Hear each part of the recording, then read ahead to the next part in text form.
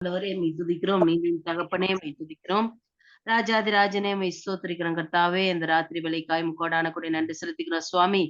எங்கே 2, 3 பேர் என் நாமத்தினாலே கூடி ஜெபிக்கிறீர்களோ, அவர்கள் மத்தியிலே வருவேன் என்று சொன்ன கர்த்தாவே. ஆண்டவரே, இந்த வருட துவக்கத்திலே ஆண்டவரே, நீர்தாமே ஆண்டவரே எங்களை எல்லாம் பாதுகாத்து வைத்த கிருபைக்காய் நாங்கள் நன்றி செலுத்துகிறோம். ஆண்டவரே, இந்த வேத வசனத்தை நாங்கள் கேட்டறிந்து, அதன்படி நடக்கக்கூடியவர்களாய் மாற நீர் உதவி செய்வீராக அப்பா. ஆண்டவரே, தாசனை கூட மறைத்து, ஆண்டவரே நீர் எங்களிடத்தில் ஆண்டவரே பேசப் போவதற்காய் நாங்கள் நன்றி செலுத்துகிறோம் சுவாமி. ஆண்டவரே, நாங்கள் கேட்டு விட்டு விடாதபடிக்கு ஆண்டவரே உம்மை பற்றிக் கொண்டு ஜீவிக்க, அதையே எங்களுடைய பிள்ளைகளுக்கும் நாங்கள் கற்றுக் கொடுக்க நீர் உதவி புரிவீராகப்பா. ஆண்டவரே, நாங்கள் எடுத்து வைக்கும் அடி உம்முடைய அடியாக இருக்கட்டும் சுவாமி. ஆண்டவரே, எங்களை வழிநடத்தக்கூடியவர் நீர் சுவாமி. ஆண்டவரே, நாங்கள் தவறான பாதையிலே செல்லாதபடிக்கு எங்களை காத்து வழிநடத்தி, உம்முடைய பாதையிலே நாங்களும் எங்களுடைய பிள்ளைகளும் பற்றிக்கொண்டு ஜீவிக்கவும், மற்றவர்களுக்கு எடுத்துக்குரியவர்களாகவும் நாங்கள் மாற நீர் உதவி செய்வீராக. இங்கு வந்திருக்கக்கூடிய அனைத்து பிள்ளைகளையும் உம்முடைய கரத்திலே நான் ஒப்படைக்கிறேன். எல்லாரையும் ஆசீர்வதியும். நல்ல சுகத்தோடும் பலத்தோடும் வைத்திருக்க கிருபைக்காய் நாங்கள் நன்றி செலுத்துகிறோம் சுவாமி. ஆண்டவரே, தாசனுடைய குடும்பத்தையும் கூட உம்முடைய கரத்திலே நான் ஒப்படைக்கிறேன். அவர் பிள்ளைகளுக்கும் ஆண்டவரே நல்ல படிப்பு அறிவையும் ஞானத்தையும் நீர் வைப்பீராக சுவாமி. ஆண்டவரே, நல்லபடியாக பிள்ளைகள் நல்ல சுகத்தோடும் பலத்தோடும் இருக்கவும் நீர்தாமே உதவி புரியும்படியாய் இறைவா உம்மை கெஞ்சி மன்றாடுகிற சுவாமி. குழுமி இருக்கும் அனைவருக்கும் தேவைகளை சந்திங்கப்பா. ஆண்டவரே, நீரே பொறுப்பெடுத்துக் கொள்ள முடியாகவும் இந்த ஜெபத்தை ஏறெடுத்து ஆண்டவரே இங்கு வந்திருக்கும் அனைவரையும் நீரே பொறுப்பெடுத்துக் கொண்டு ஆண்டவரே, நாங்கள் காதில் கேட்டு விட்டு விடாதபடிக்கு அதன்படி கீழ்ப்படிந்து நடக்கக்கூடியவர்களாய் மாற நீர் உதவி செய்ய முடியாது. இயேசுவின் நாமத்தினாலே ஜெபங்களும் நல்ல பிதாவே. ஆமென். நல்ல ஒரு ஜபத்தை ஏறெடுத்த சகோதரியை தேவன் ஆசிரியப்பாராக, அவர் குடும்பத்தினர் ஆசிரியப்பாராக. அதோடு கூட நல்ல பாடல்களை பாடிய சகோதரர் தாமஸ் அவர்களையும் அவருடைய குடும்பத்தினரையும், செலீன் அவருடைய குடும்பத்தினரையும், அவருடைய குடும்பத்தினரும் தேவன் ஆசிரியப்பாராக. நான் இந்த டாபிக் உள்ள போறதுக்கு முன்னாடி ஸ்கிரீன் ஷேர் பண்ணிட்டு அதுக்கப்புறம் இந்த டாபிக் கீழே போகலாம்.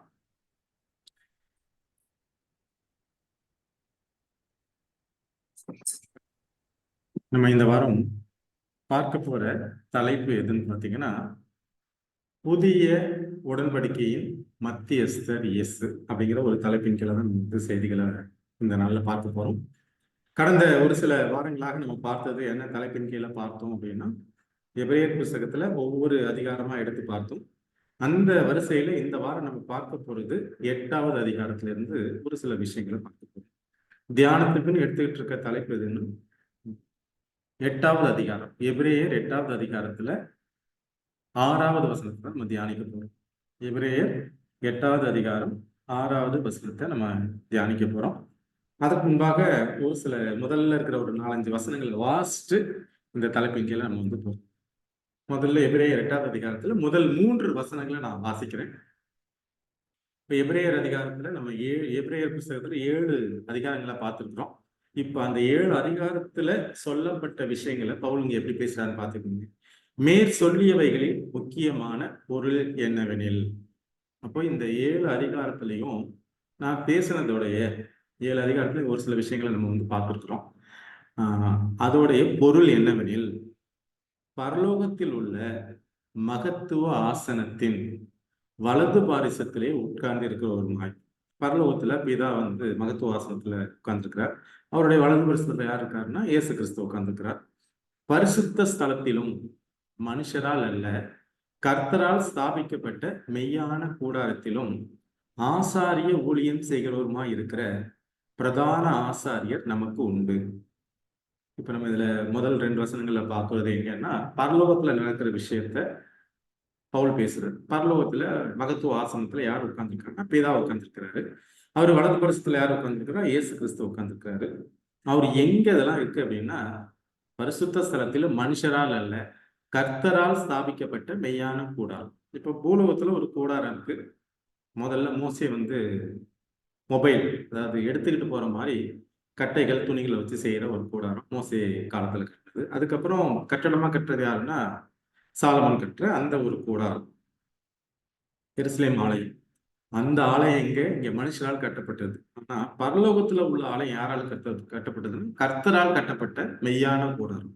அதோடைய மாதிரியை பூலோகத்துல கட்டுறாங்க. எப்படி பரலோகத்துல ஆலயம் இருக்கும் அதோடைய அப்படியே ப்ளூ பிரிண்ட் தான் இங்க கட்டுறாங்க. பரிசுத்த ஸ்தலத்திலும் மனுஷரால் அல்ல கர்த்தரால் ஸ்தாபிக்கப்பட்ட மெய்யான கூடாரத்திலும் ஆசாரிய ஊழியம் செய்கிறவருமா இருக்கிற பிரதான ஆசாரியர் நமக்கு உண்டு.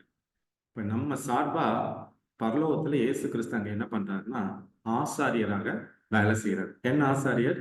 பிரதான ஆசாரியராக அங்க வந்து வேலை செய்யறாரு. இப்ப ஆசாரியர்களுடைய வேலை என்ன அப்படின்னா தமக்காகவும் உலகத்தில் உள்ள ஜனங்களுக்காகவும் தேவன்கிட்ட பரிந்து பேசுற வேலையை தான் இங்க உள்ள ஆசாரியர்கள் செய்யும். இதை நம்ம கடந்த வாரங்களிலே பார்த்தோம். இப்ப இந்த பரிந்து பேசுற வேலையை அதாவது மத்தியஸ்த வேலையை பரலோகத்துல யார் பண்றான்னு இயேசு கிறிஸ்து பண்றார். இதுதான் இந்த ரெண்டோடைய வசனங்களுடைய அர்த்தம். அடுத்தது ஒவ்வொரு பிரதான ஆசாரியனும் காணிக்கைகளையும் பலிகளையும் செலுத்தும்படிக்கு நியமிக்கப்படுகிறான்.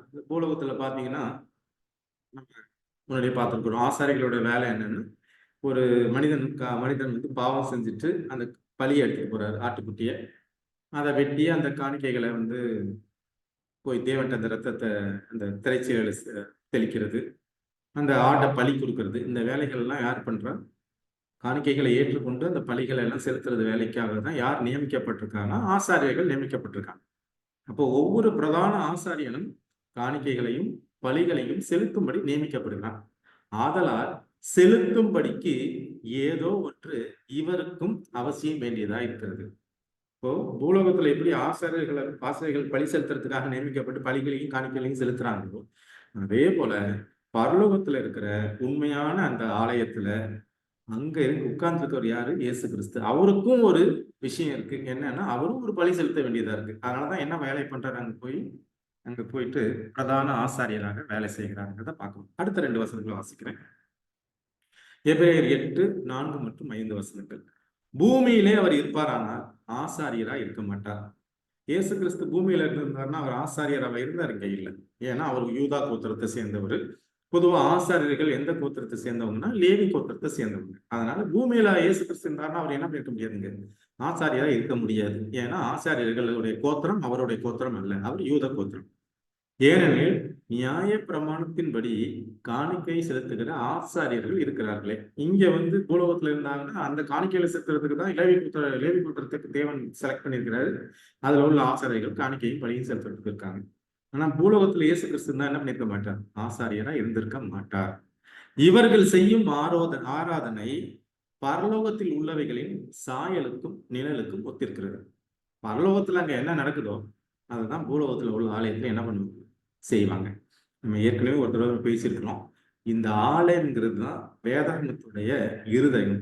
இந்த ஆலயத்தை புரிஞ்சுக்கிட்டா மட்டும்தான் தேவனுடைய உலகத்துக்கு வந்ததோட நோக்கம் என்ன, இந்த பலி என்ன, காணிக்கை என்ன, ஒரே குழப்பமா இருக்கும். ஆட்டை வெட்டுறது, புறா குஞ்சு நசுக்கிறது, மாவிளக்கு போடுறது, இந்த மாதிரி நிறைய விஷயங்கள். ஸோ இதுதான் வந்து ஒரு வேதத்துடைய இருதயம், ஹார்ட். இதுதான். இதை புரிஞ்சுக்கிட்டாதான் பைபிளே புரியும் அப்படிங்கிறதுனாலதான் இதை திரும்ப திரும்ப ஸ்ட்ரெஸ் பண்றாரு பவுல். இவர்கள் செய்யும் ஆராதனை பரலோகத்தில் உள்ளவைகளின் சாயலுக்கும் நிழலுக்கும் ஒத்திருக்கிறது. அப்படியே மூசே கூடாரத்தை உண்டு பண்ணுகையில் தேவன் வந்து என்ன சொல்றாரு? நான் இந்த பூலோகத்துல வாசம் பண்றதுக்கு எனக்கு ஒரு வாசஸ்தலத்தை உண்டு பண்ணுங்கன்னு சொல்றாரு. இப்போ மூசே வந்து கூடாரத்தை மெய்யான கூடாரம் மாதிரி இங்க ஒரு கூடாரத்தை உண்டு பண்ணுகையில் மலையிலே உனக்கு காண்பிக்கப்பட்ட மாதிரியின்படியே நீ எல்லாவற்றையும் செய்ய எச்சரிக்கையா இரு என்று தேவன் அவனுக்கு கட்டளையிட்டான்.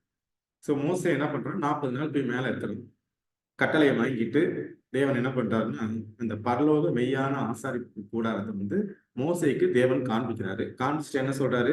இங்க நீ என்னென்ன பாக்குறியோ அதை போய் கவனமா இங்க எப்படி இருக்குதோ அதே போல பூலோகத்துல செய்யி அப்படின்னு சொல்லி அவனுக்கு கட்டளையிட்டு தான் என்ன பண்றாரு? கீழே அனுப்புறாரு. அதே போலதான் அவனை என்ன பண்றாரு? என்னென்ன அறைகள் இருக்க வேண்டும், பிரகாரம் எவ்வளவு தூரம் இருக்கணும், எந்தெந்த பக்கம் வாசல், எல்லாத்தையும் என்ன பண்றாரு? மோசே அதே போலதான் என்ன பண்றாருன்னு இங்க பூலோகத்துல கட்டுறாரு. இந்த 5 வசனங்கள்ல பவுல் இதுதான் பேசுறாரு. சோ பூலோகத்துல ஆசாரியர்கள் இருக்காங்க, லேவி கோத்திரத்தை சேர்ந்தவங்க. அவங்களுடைய வேலை என்ன? பலியையும் காணிக்கையும் செலுத்து. பரலோகத்துல இந்த வேலையை யார் செய்யறாங்கன்னா பூலோகத்துல உள்ள ஆசாரியர்கள் அல்ல. அங்க யார் இருக்காருன்னா இயேசு கிறிஸ்து தான் இந்த ஆசாரிய ஊழியத்தை செய்யறாரு. இங்க எப்படி இவங்க பலி காணிக்கை செலுத்துறாங்களோ அதே போல அங்கேயும் அவரும் ஒரு காணிக்கை செலுத்த வேண்டியதா இருக்குது, பலி செலுத்த வேண்டியதா இருக்குது. அது என்னன்றது அடுத்த இதுல நம்ம தியானத்துக்குன்னு எடுத்துக்கிட்டு இருக்க வசனம் எது? எபிரேயர் 8வது அதிகாரம் 6வது வசனம். இவரோ விசேஷித்த வாக்கு தத்தங்களின் பேரில் ஸ்தாபிக்கப்பட்ட விசேஷித்த உடன்படிக்கைக்கு எப்படி மத்தியஸ்தராய் இருக்கிறார், அப்படியே முக்கியமான ஆசாரிய ஊழியத்தையும் பெற்றிருக்கிறார். இந்த வசனத்தையும் எடுத்திருக்கோம். இதுல இருக்கிற 3 கருத்துக்களை எடுத்துப்பாங்க. முதல்ல என்ன? விசேஷித்த வாக்கு தத்தங்களின் பேரில். அடுத்தது விசேஷித்த உடன்படிக்கை. அடுத்தது மத்தியஸ்தர். இந்த 3 விஷயத்தை தான் நம்ம எடுக்க போறோம். முதல்ல எடுக்கிறது என்ன டாபிக் எடுத்து டிஸ்கஸ் பண்ண போறோம்னா இந்த விசேஷித்த உடன்படிக்கைனா என்ன, அடுத்தது மத்தியஸ்தர்னா என்ன, அடுத்தது விசேஷித்த வாக்கு அப்படிங்கிற விஷயத்தை இதை நம்ம இந்த தலைப்பின் கீழே பார்க்க போகலாம். இந்த தலைப்பின் கீழே உள்ள போறதுக்கு முன்பாக ஒரு சிறிய ஜெபம் பண்ணிட்டு இந்த தலைப்பின் வானாதி வானங்களில் வீற்றிருந்து பூமியின் மனுமக்கள் ஆகிய எங்களை நிமிடந்தோறும் கண்ணோக்கி பார்க்கும் எங்கள் பரிசுத்தம் உள்ள பரம தந்தையே, இந்த நல்ல நாளின் மாலை வேலைக்காக துதித்து ஆராதித்து மக்கள் நன்றி செலுத்துகிறோம் சுவாமி. இதோ ஆண்டவரே, இந்த மாலை வேலையிலும் குடும்பமாக நாங்கள் அனைவரும் இந்த ஜூம் இணைப்பின் வாயிலாக ஒன்று கூடி ஒரு சத்தியங்களை கற்றுக்கொள்ள வந்திருக்கிறோம். தேவன் தாமே இந்த கூடுகையை தலைமையேற்று நடித்தரும்படியாக ஒரு கற்கள் நாங்கள் அர்ப்பணிக்கிறோம். பேசுகிற அடிமையை மனித தேவன் எழுப்பிருங்க. ஆண்டவரே, இந்த தலைப்பை நாங்கள் புரிந்து கொள்கிறதுக்கு எங்களுக்கு ஆவியின் உரை கொடுங்க. ஆண்டவரே, இது எங்களுடைய தலைப்பு. எங்களுடைய வாழ்க்கையில தேவனோடு நெருங்கி ஜீவிப்பதற்கு இன்னும் ஒருபடி மேலே நாங்கள் செல்வதற்கு பிரயோஜனமாக இருக்கிற சுவாமி. வந்திருக்கிற ஒவ்வொரு பிள்ளைகளையும் அவருடைய குடும்பத்தினரையும் தேவன் ஆசீர்வதிங்க. ஆண்டவரே, அவர்களுடைய முதலாவது பரலோக ராஜ்யத்தின் நீதியை தேடுங்கள், அதெல்லாம் உங்களுக்கு கூட கொடுக்கப்படும் சொல்லியிருக்கிறேன். அதே போல நாங்கள் முதலாவது உங்க வசனத்தின்படி வாழ, இந்த வசனத்தை புரிந்து கொண்டு அதற்கு பின்பாக தேவன் எங்களுக்கு கொடுக்குற அந்த உலக ஆசீர்வாதங்களை நாங்கள் பெற்றுக்கொள்ள ஒரு விஷயம் சாமி. வந்திருக்கிற ஒவ்வொரு குடும்பங்களிலும் ஆண்டவரே அன்பு, சமாதானம், பெற்றுக்கொள்ளுதல், ஏற்றுக்கொள்ளுதல் எப்பவும் இருக்கிறதுக்கு கிருபை பாராட்டுங்க சாமி. சத்தியத்தின் அறிவு அவர்களுக்கு கிடைக்கிறதுக்கு, எங்களுக்கு கிடைக்கிறதுக்கு நீங்கள் கிருபை பாராட்டுங்க ஆண்டவரே. ஆரம்பம் முதல் கடைசி வரை ஒரு பிரசன்னம் இந்த இடத்துல இருக்கட்டும், ஒவ்வொரு பிள்ளைகளோட இருக்கட்டும். டெக்னிக்கல் இஷ்யூஸ் எதுவும் வராதபடிக்கு தேவன் தாமே இதை நடத்தி தரும்படியாக, சாத்தான் வைக்கிற தடைகளை தேவன் தகர்த்து போடும்படியாக எங்களுடைய மீட்பெரும் இரட்சகருமாகிய இயேசு கிறிஸ்துவின் நாமத்தில் கெஞ்சுகிறோம் நல்ல பிதாவே.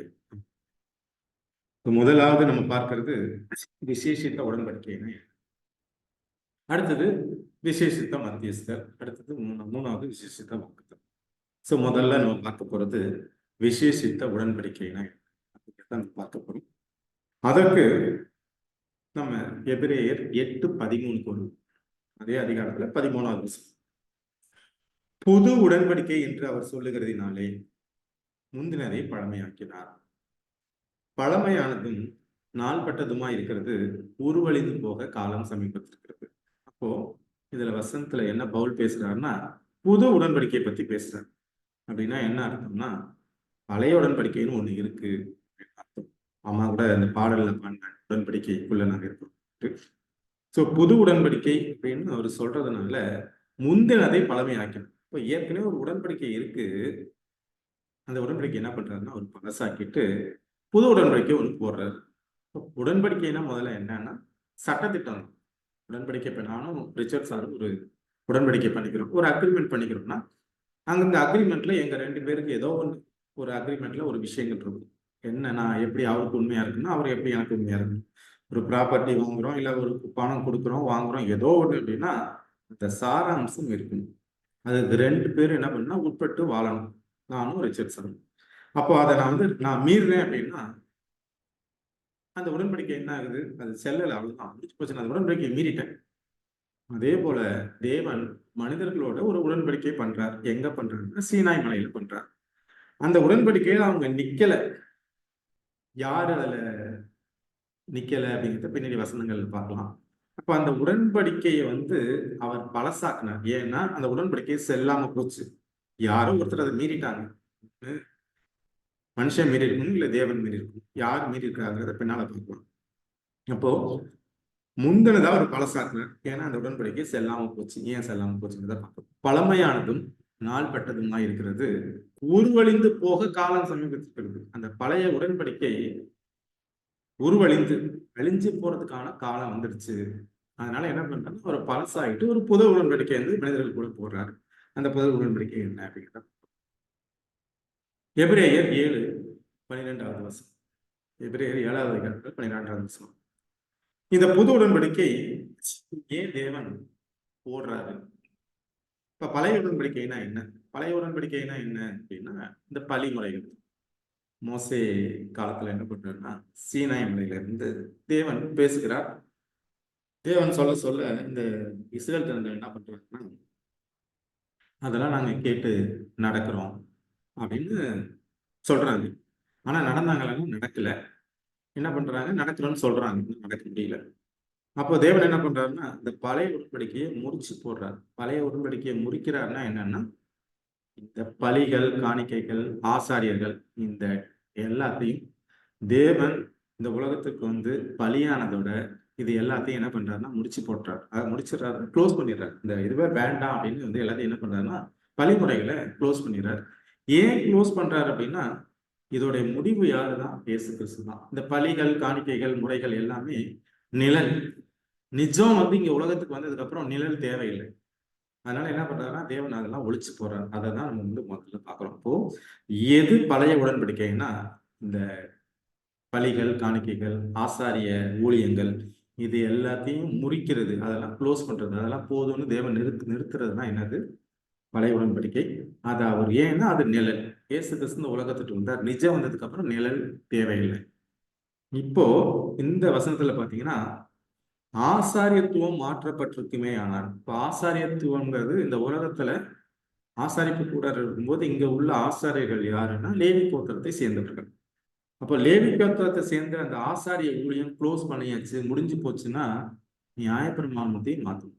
இப்போ இந்த இடத்துல நம்ம பார்க்க வேண்டியது நியாயப்பிரமாணம் 2 இருக்குங்கிறத நம்ம ஏற்கனவே பார்த்துருக்கோம். நியாயப்பிரமாணம்னா என்ன? ஒண்ணு தேவன் தன் கைப்பட எழுதி கொடுத்த பிரமாணம் ஒண்ணு. அடுத்தது தேவன் சொல்ல சொல்ல மோசே எழுதிக்கிட்ட ஒரு பிரமாணம்.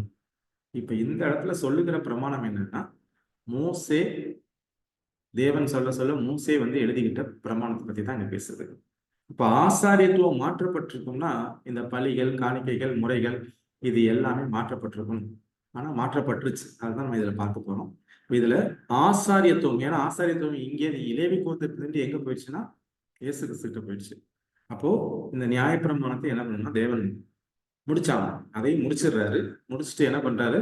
ஆசாரியத்துவம் வந்து தேவன்கிட்ட போகணும்னா நியாயப்பிரமாணத்தை என்ன பண்றாருன்னா மாற்றாரு. மாற்றப்பட வேண்டியதா இருக்குன்னு சொல்றாரு, ஆனா மாற்றிட்டாரு. அதை எப்படிங்கிறத பின்னால பார்க்கலாம். எபிரேயர் 7வது அதிகாரம் 18. முந்தின கட்டளை பலவீனம் உள்ளது, பயனற்றதுமா இருந்தது நிமித்தம் மாற்றப்பட்டது. இந்த முந்தின கட்டளை அப்படின்னா திரும்ப நம்ம 10 கற்பனைக்குள்ள இருக்கிறார்.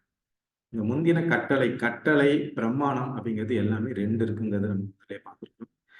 இது பின்னாடியே அதை பார்க்கணும். இந்த முந்தின கட்டளை பலவீனம் உள்ளதும் பயனற்றதுமா இருந்த நிமித்தம் மாற்றப்பட்டது. ஏன் பலவீனம் உள்ளது அப்படின்னா, தேவன் இந்த முதல்ல எதுக்காக இந்த பழிமுறைகளை கொடுத்தாருன்னா, இந்த மக்கள் அந்த ஆட்டை பலியிடும் போது அதை தேவனை நம்ம வந்து கொள்றோம், எனக்காக தேவன் மரிக்கிறார், ரத்தம் சிந்துகிறாருங்கிற ஒரு ஃபீலிங்கே இல்லாம அதை பத்தின புரிந்து கொள்ளுதல் இருந்தது. யாருக்கு இருந்துச்சு? ஆபிரகாமுக்கு இருந்துச்சு, ஈசாக்குக்கு. இவங்களும் பலி கொடுத்தார்கள். ஆபேல் பலி கொடுத்தான். இந்த மாதிரி நிறைய நம்மளுடைய முற்பிதாக்கள் பலி கொடுத்திருக்காங்க. மூசே, இது மாதிரி புரிந்து கொண்டவர்கள் இருந்தாங்க, புரிந்து கொள்ளாதவர்கள் இருந்தாங்க. அப்போ புரிந்து கொள்ளாதவர்கள் நிமித்தம் அந்த கட்டளை என்ன ஆகுதுன்னா பலவீனம் உள்ளதா இருக்குது, பயனற்றதா இருக்குது. அதனால என்ன பண்றார்? தேவன் அதை மாற்றுகிறார். இப்போ இந்த முந்தின கட்டளை, பிந்தின கட்டளை, இப்ப நமக்கு ஜென்ரலா எல்லாருடைய விமர்சனம் என்ன இருக்குன்னா, முந்தின கட்டளை பலவீனம், 10 கற்பனை ஒழிஞ்சு போச்சு, அப்படிதான் எல்லாருடைய விமர்சனம் இருக்கும். ஆனா இதற்கு நம்ம இதுக்குள்ள இன்னும் கொஞ்சம் டெப்தா போனோம்னா நமக்கு புரியும். யாத்திராகமம் 21வது அதிகாரம் 1 வசனம். மேலும் நீ அவர்களுக்கு அறிவிக்க வேண்டிய பிரமாணங்களாக. இந்த வசனத்தை நீங்க நோட் பண்ணிக்கிட்டு நீங்க பைபிள் எடுத்து வாசிங்கன்னா உங்களுக்கு புரியும். மோசே கிட்ட தேவன் சொல்றாரு, என்ன சொல்றாரு? மேலும் நீ அவர்களுக்கு அறிவிக்க வேண்டிய பிரமாணங்களாக. என்னென்ன பிரமாணங்கிறது உள்ள போய் பாத்தீங்கன்னா தெரியும். ஃபுல்லா ஒரு விஷயத்த சொல்லுவாரு, நிறைய விஷயங்களை பேசுவார். பேசிட்டு அப்புறம் என்ன பண்றான்? மோசே வந்து என்ன சொல்றான்? மோசே வந்து கர்த்தருடைய வார்த்தைகள் யாவையும் நியாயங்கள் யாவையும் ஜனங்களுக்கு அறிவித்தார். அப்பொழுது ஜனங்கள் எல்லோரும் ஏக சத்தமாய் கர்த்தர் அருளின எல்லா வார்த்தைகளின்படியும் செய்வோம் என்று பிரதியுத்தரம் சொன்னார்கள்.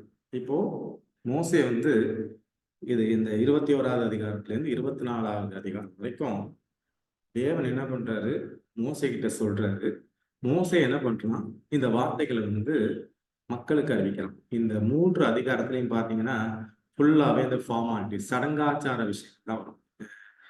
ரிச்சர்ட் சார் கூட ஒரு தடவை சொல்லியிருக்காரு, இது வந்து என்னது 600 சில்ற பிரமாணங்கள் இருக்கு அப்படின்னு ஒரு தடவை சொல்லியிருக்காரு. இந்த பிரமாணங்கள்லாம் இதுக்குள்ளதான் எங்கே யாத்திராகமம் 21வது அதிகாரத்துல இருந்து யாத்திராகமம் 24 அதிகாரம் வரைக்கும் உள்ள வசனங்கள்ல பாத்தீங்கன்னா, ஒருத்தன் ஒரு மாடை எடுத்தா நீ அது மாதிரி பண்ணு, கண்ணுக்கு கண் பல்லுக்கு பல், இந்த மாதிரி விஷயங்கள்லாம் என்னென்ன பண்ணணும் என்னென்ன பண்ணக்கூடாதுங்கிற எல்லா சடங்காச்சார விஷயங்களையும் தேவன் என்ன பண்றாருன்னா இந்த 4 அதிகாரங்கள்ல பேசுறாரு.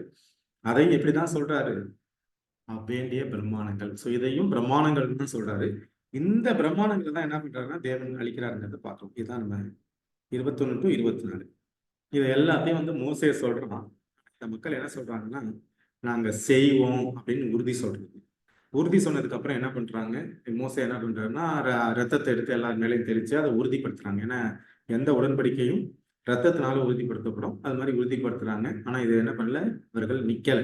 நாங்க செய்வோம்னு சொல்லிட்டு என்ன பண்ணல, இந்த நிக்கல. அதனாலதான் தேவன் என்ன பண்றாருன்னா இந்த முந்தின கட்டளையை பழமையாக்கிறார். இப்போ அடுத்தது இன்னொரு கட்டளை, இன்னொரு பிரமாணம். இதுதான் யாத்திராகமம் 20வது அதிகாரம். முதல்ல பார்த்தது 21வது அதிகாரத்துல இருந்து 24. இப்போ 20வது அதிகாரத்துல முதல் வசனத்துல இருந்து பாத்தீங்கன்னா இந்த ராஜரிக பிரமாணம் சொல்லக்கூடிய 10 கட்டளைகள். தேவன் பேசி சொல்லிய சகல வார்த்தைகள்.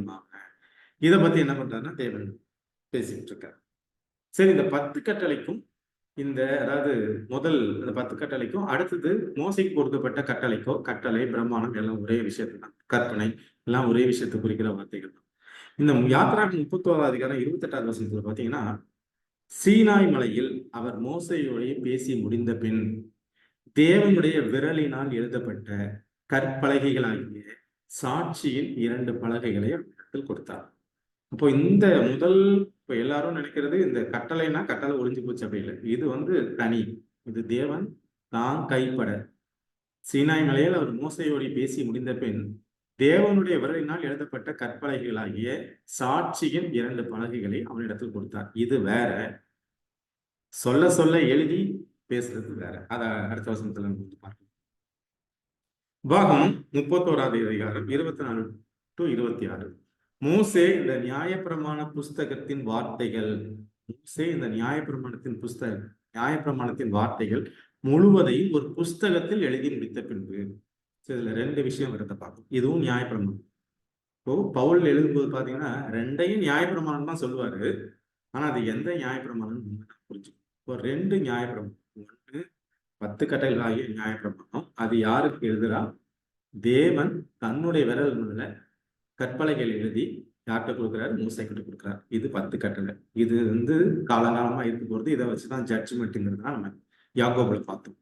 இங்க பாத்தீங்கன்னா தேவன் சொல்ல சொல்ல மோசை என்ன பண்றாருன்னா நியாயப்பிரமாணத்தின் வார்த்தைகள் முழுது ஒரு புஸ்தகத்தில் எழுதி முடித்த பின்பு மோசே கர்த்தருடைய உடன்படிக்கை பெட்டியை சுமக்கிற லேவியரை நோக்கி, உடன்படிக்கை பெட்டினா இந்த இஸ்ரவேலர்கள் எந்த ஊருக்கு போனாலும் அந்த லேவியர்கள் என்ன பண்ணுவாங்கன்னா உடன்படிக்கை பெட்டியை சுமந்துட்டு போவாங்க. உடன்படிக்கை பெட்டிக்குள்ள என்ன இருக்கும்னா கற்பலகைகள் இருக்கும். அதுலதான் 10 கற்பனை, தேவனுக்கு கொடுத்த அந்த 10 கற்பனை இருக்கும். அது போனா அதுதான் எங்க போனாலும் சுமந்துட்டு போவாங்க. மோசே கர்த்தருடைய உடன்படிக்கை பெட்டியை சுமக்கிற லேவியரை நோக்கி, நீங்கள் இந்த நியாயப்பிரமாண புஸ்தகத்தை எடுத்து அதை உங்கள் தேவனாகிய கர்த்தருடைய உடன்படிக்கை பெட்டி பக்கத்திலே வையுங்கள், அங்கே அது உனக்கு விரோதம் சாட்சி. சோ சடங்காச்சார பிரமாணத்தை தான் என்ன பண்றாரு, மோசே புஸ்தகத்துல எழுதுறாரு. ஆனா அங்கே தேவன் தான் கைப்பட எழுதுறாரு. இதை எங்க வைக்கணும், உடன்படிக்கை பெட்டிக்கு பக்கத்தில் வைக்கணும். இந்த புஸ்தகத்தை தான் என்ன பண்றாருன்னா தேவன் முடிச்சு வைக்கிறார். அதாவது வேண்டாம் அப்படின்னு. இதுதான் பழைய உடன்படிக்கை. அப்போ தேவன் முந்தினதை பழமையாக்குனாருன்னா என்னன்னா இந்த நியாயப்பிரமாண புஸ்தகத்துல உள்ள இந்த பழைய விஷயங்கள் தான், அதாவது சடங்காச்சார விஷயங்களை தேவன் என்ன பண்றது முடிச்சிட்டாரு. ஏன்னா இது நிழல், இயேசு கிறிஸ்துவை காட்டுறதுதான் இந்த எல்லா பலிகளையும் காணிக்கைகளும். இயேசு கிறிஸ்துவ இந்த உலகத்துக்கு இருந்ததுக்கு அப்புறம் இது தேவையில்லைன்னு என்ன பண்றாரு, முடிச்சு வைக்கிறார். அது ஏன் முடிச்சு வைக்கிறாருன்னா அதுல அவங்க இஸ்ரேல் ஜனங்கள் உறுதியா நிக்கல. இப்போ உபாகமம் 5வது அதிகாரம் 22 மற்றும் 31 வசனங்களை நான் வாசிக்கிறேன். இந்த வார்த்தைகளை கர்த்தர் மலையிலே அக்கினியிலும் மேகத்திலும் காரிருளிலும் இருந்து உங்கள் சபையார் எல்லோருடன் மகா சத்தத்துடனே சொன்னார். அவைகளோடு ஒன்றும் கூட்டாமல் அவைகளை 2 கற்பலகைகள் எழுதி என்னிடத்தில் கொடுத்தார். இதுதான் முதல் நியாயப்பிரமாணம். தேவன் மோசேகிட்ட தான் கைப்பட எழுதி கொடுத்தது. அடுத்தது 31வது வசனத்துல பாத்தீங்கன்னா, நீயோ இங்கே என்னிடத்தில் நீ நான் அவர்களுக்கு சுதந்திரமாக கொடுக்கும் தேசத்தில் அவர்கள் செய்யும்படி நீ அவர்களுக்கு போதிக்க வேண்டிய சகல கற்பனைகளையும் கட்டளைகளையும் நியாயங்களையும் உனக்கு சொல்லுவேன் என்றார். 2 இதுல வர்றதை நீங்க வித்தியாசப்படுத்தி பார்க்கலாம். ஒண்ணு என்ன பண்றாரு, கற்பனைகளை எழுதி மோசே கையில கொடுக்குறாரு.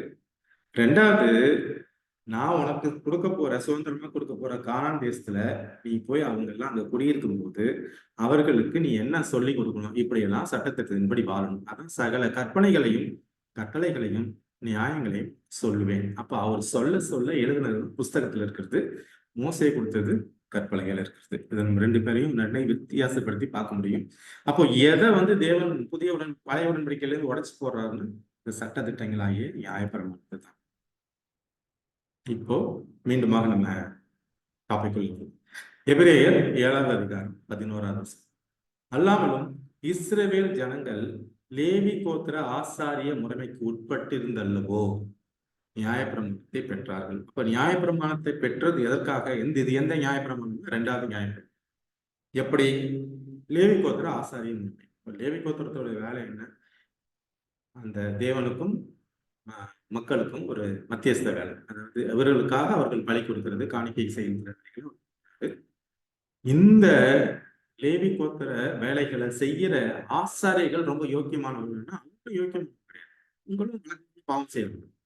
அப்போ ஒரு பாவம் செய்யறோம், இப்ப நான் ஒரு பாவி, நான் ஒரு ஆசாரியன்னா முதல்ல எனக்காக நான் பலி கொடுக்கணும். எனக்காக பலி கொடுத்து தேவனோட சமாதானம் ஆனதுக்கு அப்புறம் தான் என்ன பண்ண முடியும், மக்களுக்காக பலி கொடுக்க முடியும்.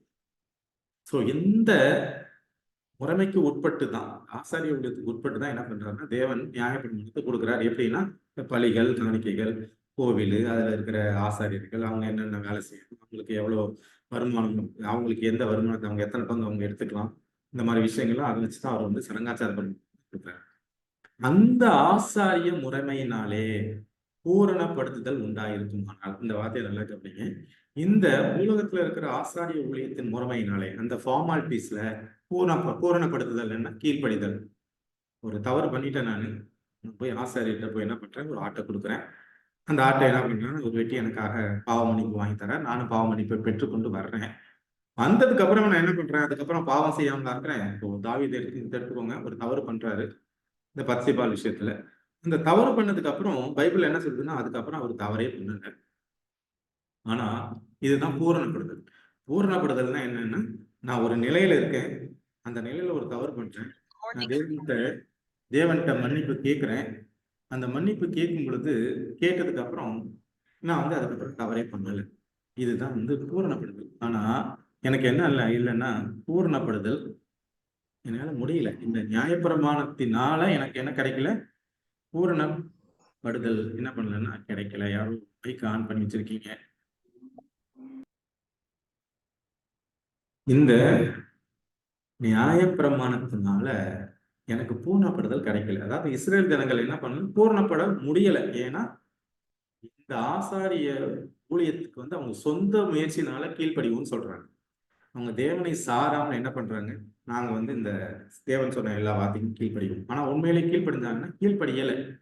அதனாலதான் இதுல அந்த ஆசாரிய முறைமையினாலே பூரணப்படுதல் உண்டாயிருக்குமானால், பூரணப்படுதல் கீழ்ப்படிதல் உண்டாயிருக்குமானால், ஆரோனுடைய முறைமையின்படி அழைக்கப்படாமல் மெல்கிசேதேக்கினுடைய முறைமையின்படி அழைக்கப்பட்ட வேறொரு ஆசாரியர் எழும்ப வேண்டுவது. தேவன் பலிகளையும் காணிக்கைகளையும் இந்த உலகத்துல கொடுக்கிறார். அந்த பலிகளையாலையும் காணிக்கையினாலையும் இஸ்ரேல் ஜனங்கள் திருந்தினாங்களான்னா திருந்தல, கீழ்ப்படிந்தாங்களான்னா கீழ்ப்படியல. அப்படி கீழ்ப்படிஞ்சிருந்தாங்கன்னா எதுக்கு இந்த லேவி கோத்திரத்தோட ஆசாரிய ஊழியத்தெல்லாம் தூக்கி போட்டுட்டு மெல்கிசேதேக்குடைய முறைமையின்படி தேவனே என்ன பண்றாருன்னா ஆசாரியரா மாறுகிறார். அப்போ அந்த நியாயப்பிரமாணத்தினால பிரயோஜனம் இல்லை, அது பலவீனம் ஆயிடுச்சு. ஏன்னா மக்கள் யாரும் கீழ்ப்படிய முடியல. அதனால தேவன் என்ன பண்றாரு, இந்த ஆசாரிய ஊழியத்தை வேண்டான்னு அதை முறிச்சு போட்டுட்டு என்ன பண்றாருன்னா புதிய உடன்படிக்கையை தேவன் ஏற்படுத்துகிறார். அப்படிங்கிறத நம்ம இதுல இருந்து புரிஞ்சுக்கணும். கலாத்தியர் 3:24 நிறைய பேர் இந்த வசனத்தை நம்ம படிக்கும் பொழுது என்ன நினைச்சிட்டு இருக்கோம்? நியாயப்பிரமாணம் 10 கற்பனை முடிஞ்சு போச்சு. ஏன்னா இயேசு கிறிஸ்து வந்ததுக்கு அப்புறம் 10 கற்பனை தேவையில்லை. ஆனா இந்த வசனம் என்ன சொல்ல வருது? இந்த அதிகாரத்தை ஃபுல்லா படிச்சு பாத்தீங்கன்னா இது எந்த நியாயப்பிரமாணத்தை பற்றி பேசுதுன்னு நமக்கு புரியும். விதமாக நாம் விசுவாசத்திலே நீதிமான்கள் ஆக்கப்படுவதற்கு நியாயப்பிரமாணம் நம்மை கிறிஸ்துவினிடத்தில் வழி நடத்துகிற உபாத்தியாய் இருந்தது. இப்ப பழைய நியாயப்பிரமாணம் இந்த சடங்காச்சார பிரமாணத்துடைய முடிவு யாருன்னா இயேசு கிறிஸ்து தான். அதுல இருக்கிற ஒவ்வொரு விஷயமும் எதை குறிக்குது? அங்க இருக்கிற அப்பமாகட்டும், அங்க இருக்கிற விளக்காகட்டும், அங்க இருக்கிற அந்த ஆடு பலியாகட்டும், இதெல்லாம் யாரை குறிக்குது அப்படின்னா இது வந்து இயேசு கிறிஸ்துவை குறிக்கிறது. நம்ம சங்கீதம் 73 வாட்சம்னா 73:7 பாத்தீங்கன்னா அப்படிதான் இருக்கும். ஆண்டவரே உமது வழி எதுல இருக்குன்னா பரிசுத்த ஸ்தலத்துல இருக்கு அப்படின்னு சொல்லுவாங்க இயேசு கிறிஸ்துவை பத்தி. அப்போ இந்த ஆசாரிப்பு கூடாரத்தில் உள்ள எல்லா விஷயங்களும் யாரை குறிக்கிறதுன்னு கிறிஸ்துவை குறிக்கிறது. இப்ப இந்த சடங்காச்சார பிரமாணம் என்ன அப்படின்னா அது நம்மளை எதை நோக்கி நடத்தணும்? கிறிஸ்துவை நோக்கி நடத்துகிற உபாத்தி. அது ஒரு வாத்தியார். அந்த வாத்தியார் எங்க கொண்டு போய் கடைசியில் விடுவாரு? ஆனா இயேசு கிறிஸ்து விடுவாரு. அப்ப இயேசு கிறிஸ்துக்கு வந்ததுக்கு அப்புறம் இந்த சடங்காச்சார பிரமாணம் என்ன பண்றது? தேவையில்லை. ஏன்னா இந்த பிரமாணத்துல அவர்கள் உண்மையா இல்லை, அதற்கு கீழ்ப்படியல, அவங்களை வந்து இந்த நியாயப்பிரமாணம் பூரணப்படுத்தல. இவ்விதமாக நாம் விசுவாசத்தில் நீதிமான்கள் ஆக்கப்படுவதற்கு நியாயப்பிரமாணம் நம்மை கிறிஸ்துவினிடத்தில் வழி நடத்துகிற உபாத்தியா இருந்தது. இந்த வசனத்தை வந்து நீங்க அந்த அதிகாரத்தை முழுவதையும் நீங்க படிச்சு பார்த்தீங்கன்னா உங்களுக்கு இன்னும் தெளிவு. இப்ப இந்த வசனம் இன்னும் அதுக்கு சப்போர்ட்டிவ் பாருங்க. எபிரேயர் 10வது அதிகாரம் 1 வசனம். இப்படி இருக்க நியாய பிரமாணமானது வரப்போகிற நன்மைகளின் பொருளாயிராமல் அவைகளின் நிழலாய் மாத்திரம் இருக்கிறபடியா. ஏன்னா இயேசு கிறிஸ்து தான் நிச்சயம். இந்த நியாயப்பிரமாண சங்காச்சார பிரமாணம் அவரை குறிக்கிற விஷயம். ஆனா எனக்கு நிழல். அப்போ வருஷந்தோறும் இடைவிடாமல் செலுத்தப்பட்டு வருகிற ஒரே விதமான பலிகளினாலே அவர்களை செலுத்த வருகிறவர்களை ஒரு காலம் பூர்ணப்படுத்த மாட்டாது. இந்த வசனத்துல இந்த நியாயப்பிரமாணங்கிறது என்ன அப்படின்னா வருஷந்தோறும் இடைவிடாமல் செலுத்தப்படுகிற ஒரே விதமான பலியை குறிக்கிற நியாயப்பிரமாணம் அப்படின்னா இது 2வது நியாயப்பிரமாணம். தேவன் எழுதி கொடுத்தது பத்தியே நம்ம பேசல. இதுல பேசுறது எல்லாமே எந்த உடன்படிக்கை தேவன் முடிச்சு போடுறாருன்னா இந்த பழைய காலத்துல உள்ள இந்த சடங்காச்சார பிரமாணத்தை தேவன் முடிச்சு போடுறாரு. அப்போ இப்படி இருக்க நியாய பிரமாணமானது வரப்போகிற நன்மைகளின் பொருளாய் இராமல் அவைகளின் நிழலாய் மாத்திரம் இருக்கிறபடியால் வருஷந்தோறும் இடைவிடாமல் செலுத்தப்பட்டு வருகிற ஒரே விதமான பலிகளினாலே அவைகளை செலுத்த வருகிறவர்களை ஒரு காலம் பூர்ணப்படுத்த மாட்டாது. அப்போ அங்க போன இஸ்ரவேலர்கள் பலியை செலுத்துறாங்க. அதுக்கப்புறம் அவங்க பாவம் செய்யாம இருந்தாங்களா? அதுக்கு கீழ்படிச்சுட்டாங்களா? கீழ்படியில திரும்ப வந்து அதே பாவத்தை செய்யறாங்க. ஒரு தவறு இன்னைக்கு நான் பண்றேன், நான் பண்ணிட்டு என்ன பண்றேன்? மன்னிப்பு கேட்கிறேன், திருப்பி நாளைக்கு அதே தவறு தான் பண்றேன். சோ இதுதான் நான் செய்யறது. அதே தான் அவர்கள் செய்தார்கள். அப்போ எனக்கு என்ன பண்ணல? அந்த நியாயப்பிரமாணம் அவர்களை பூரணப்படுத்தல அப்படிங்கிறத புரிஞ்சுக்க. சரிங்க. இப்ப இயேசு கிறிஸ்து வர்றதுக்கு முன்னாடி பார்ப்போம். தானியேல் 9வது அதிகாரம் 27வது வசனம். அவர் ஒரு வாரம் அளவும் அநேகருக்கு உடன்படுத்தி உறுதிப்படுத்தி ஒரு வாரங்கிறது முன்னாடியே பார்த்தபடி ஒரு வாரத்துல எத்தனை நாள்? 7 நாள். நாளுங்கிறது என்னத்தை குறிக்கிறது? வருஷத்தை குறிக்கிறது. அப்போ ஒரு வாரங்கிறது 7 வருஷம் அநேகருக்கு உடன்படிக்கையை உறுதிப்படுத்துறாங்க. பழைய உடன்படிக்கையை உறுதிப்படுத்தி அந்த வாரம் பாதி சென்ற போது பலியையும் காணிக்கையும் முடிவு பண்ணுவார். ஓ தேவன் தான் பழைய காலத்துல என்ன பண்ணி உடன்படிக்கை போட்டாரு. ஆனா அந்த உடன்படிக்கையில யார் நிக்கல? இஸ்ரேல் ஜனங்கள் நிக்கல. ஆனா நிப்போன்னு சொன்னாங்க, நிக்கல. ஆனாலும் தேவன் என்ன பண்றாரு? உடன்படிக்கையை உறுதிப்படுத்துறாரு. இப்படி எல்லாம் உங்களுக்கு போட்டேன்ப்பா, நீங்க இதெல்லாம் பண்ணுனீங்க அப்படின்லாம் உறுதிப்படுத்துறாரு. ஆனா அவங்க என்ன பண்றாங்க? அவரை கொண்டு அந்த வாரம் பாதி சென்ற போது பலியையும் காணிக்கையும் ஒழிய பண்ணுவார் அப்படின்னு தானியேல் இங்க பேசிருக்காரு. இப்போ அவருக்கு இந்த 2600 வருஷத்துக்கு முன்னாடி எழுதப்பட்ட தீர்க்க தரிசனம் இது. அப்போ 3 வருஷம் என்ன பண்றாரு? இந்த ஒரு வாரங்கிறது 7 வருஷம். இந்த 7 வருஷத்துல 3 வருஷம் வரைக்கும் அவர் என்ன பண்றாரு? இஸ்ரேல் ஜனங்களுக்கு இந்த உடன்படிக்கையை உறுதிப்படுத்துறார். அவங்களுக்கு மட்டும்தான் சுவிசேஷத்தை அறிவிக்கிறார். அவங்களுக்கு மட்டும்தான் பிரசங்கம் பண்றார். அந்த 3 வருஷம் முடிஞ்சதுக்கு அப்புறம் என்ன பண்றாருன்னா அவர் தன்னுடைய மரணத்தின் மூலமாக இந்த பலியை காணிக்கை எல்லாத்தையும் என்ன பண்றாருன்னா முறிச்சு போட்டுறார். அந்த பழைய உடன்படிக்கை முறிஞ்சு போயிடுது. அப்ப மீதி இன்னும் 3 வருஷம் 7 வருஷம் தான் அவருடைய சீடர்கள் என்ன பண்றாங்க? அவருடைய சீடர்கள் எல்லாரும் அந்த பின்னாடியார்கள் எல்லாரும் என்ன பண்றாங்கன்னா மீதி இருக்கிற 3 வருஷம் அந்த இஸ்ரேல் ஜனங்களுக்கு மட்டும்தான் சத்தியத்தை சொல்லி கொடுக்குறாங்க. 7 வருஷம் முடிஞ்ச உடனே சத்தியம் எங்க வருது? புறஜாதிகளுக்கு வருது. இஸ்ரேல் தேசத்தை விட்டு வெளியே வருது. பார்த்தேன். அப்போ இது வரைக்கும் பார்த்தது என்னன்னா விசேஷித்த உடன்படிக்கை. இப்போ விசேஷித்த உடன்படிக்கைனா ஏதோ ஒரு சாதா உடன்படிக்கை இருக்கு. அந்த பழைய உடன்படிக்கை தான் இறைவன் என்ன சொல்றாருன்னா சாதா உடன்படிக்கைன்னு சொல்றது. பழைய உடன்படிக்கை அதுல என்ன இருக்குது? பலிகளும் காணிக்கைகளும் இந்த லேவி கோத்திரத்தை சேர்ந்த ஆசாரிகள் செய்யற விஷயங்கள் எல்லாம் அதுல இருக்குது. அதுல அவங்க உண்மையா இல்லாததுனால, அவங்க அது பூரணப்படுத்தாததுனால, அவர்கள் கீழ்ப்படியாததுனால என்ன பண்றார் தேவன்? இந்த உடன்படிக்கையை முறிச்சு போட்டுட்டு அவர் இறக்க போற அன்னைக்கு முதல் நாள் நைட்டு அந்த மேல் மாடியில அவர் என்ன பண்றாருன்னா நம்மோடு புது உடன்படிக்கையை எதன் மூலமாக போறாருன்னா அவருடைய ரத்தத்தின் மூலமாக என்ன பண்றாருன்னு போடுறாரு. அந்த பழைய உடன்படிக்கையில என்ன பண்றாரு? ஆட்டை வெட்டி ரத்தத்தை தெளிக்கிறாங்க. அதுவும் இயேசு கிறிஸ்துவ சிம்பாலிக்கா குறிக்கிற விஷயம்தான். இப்ப அங்க என்ன பண்றேன்னா தன்னுடைய ரத்தத்தின் மூலமாக சீடர்களுக்கு மத்தியில இந்த கிண்ணத்தை எடுத்து மேல தூக்கி காமிச்சு இது என்னுடைய புது உடன்படிக்கைன்றது சொல்றாரு. அந்த புது உடன்படிக்கையில என்ன வாக்கு தத்துவம் கொடுக்குறாருன்றத பின்னாடி பார்க்கலாம். ஸோ இப்போ நம்ம பார்த்தது விசேஷித்த உடன்படிக்கைனா என்ன, பழைய உடன்படிக்கைனா என்ன, பழைய உடன்படிக்கை எப்ப முறிக்கப்பட்டது, அதோட பலிகள் காணிக்கைகள் முடிச்சு போச்சுங்கிறது முதல் கருத்தாக. யாத்திராகமம் 24:7 மற்றும் 8.